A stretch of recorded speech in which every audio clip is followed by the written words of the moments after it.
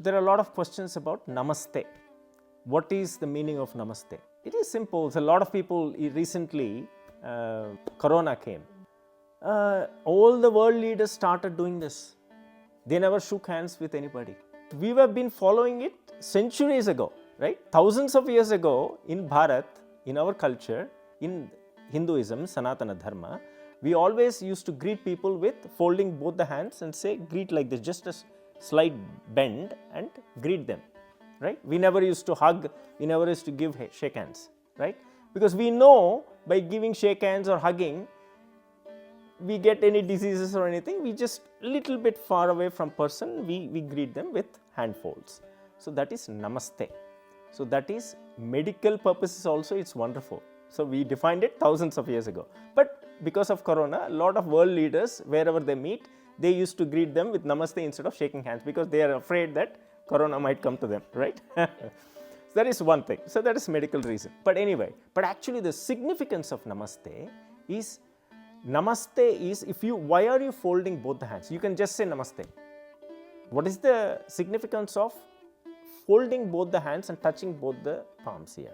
What is the significance of it? Everything, the fingers represent the neurological points.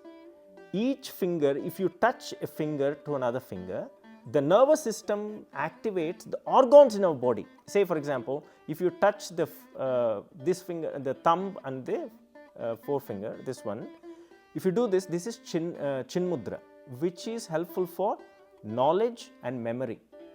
So a lot of people say for the kids also you can do this. If you see Bhagavan, he also has chin mudra. If you see, you have that chin mudra. So chin mudra is for knowledge, for memory, for education. So likewise, there are different mudras. So hand mudras is representation of neurological system that connects the nerves from these fingers to the organs in our body.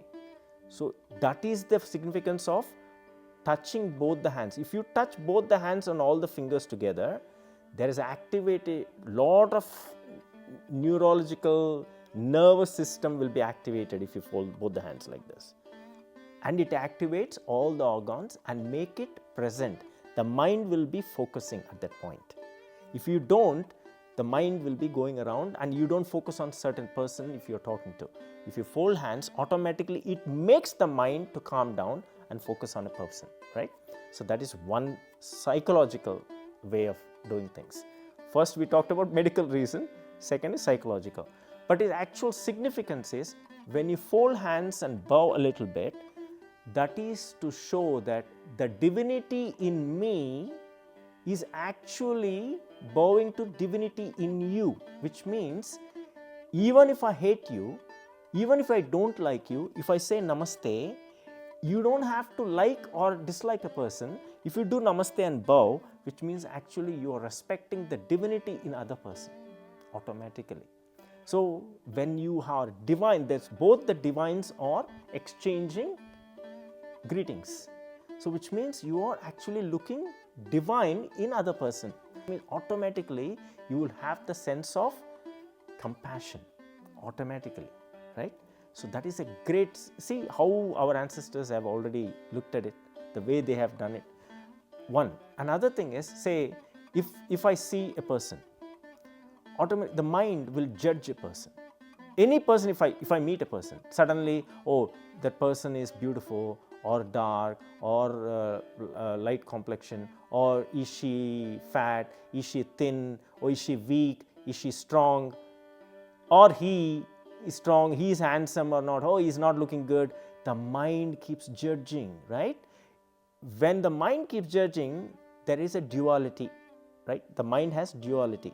When you bring both the hands, the duality becomes one. Automatically, you see only divinity in that person. You will not judge a person. No matter how the person looks, no matter how the person is, you don't care. You only see divinity in that person. So this fingers coming together, this neurological system, what it does is, it activates, as I said, it stops the mind, it makes the person look at good in the opposite person. The mind will focus on how you are and positive aspect. That is why you get to this. Make it is in unison and get the positive vibes between the two persons. That is why you say Namaste. That is one. Psychological done, medical thing done. Spiritually, one is bowing to the divinity in you. If you say from the heart, from the chest level, you are, and bow a little bit, you are greeting people. But in the temples, if you go, you do the same mudra, right? Namaste mudra. What you do is, you put it above your chest. You do it between the eyebrows here, near the head, or you go up. So what is that significance? Especially if he is not, Bhagavan is supreme. So you don't say, Bhagavan, Namaste. You say Bhagavan. Why? It's because there, na mama. Mama means I. The I does not exist. Na mama aste. I does not exist, Bhagavan. I surrender to you. It's all you, Saranagati. Everything is you, Bhagavan. I surrender to you. That is why you lift your hands above and say Namaste there in the temple, puja room, right? In your houses or in the temple. When it is Bhagavan, you always do this. When it is people, you always do this. There is a difference. So making the body and mind immediately go to the positive way to show compassion.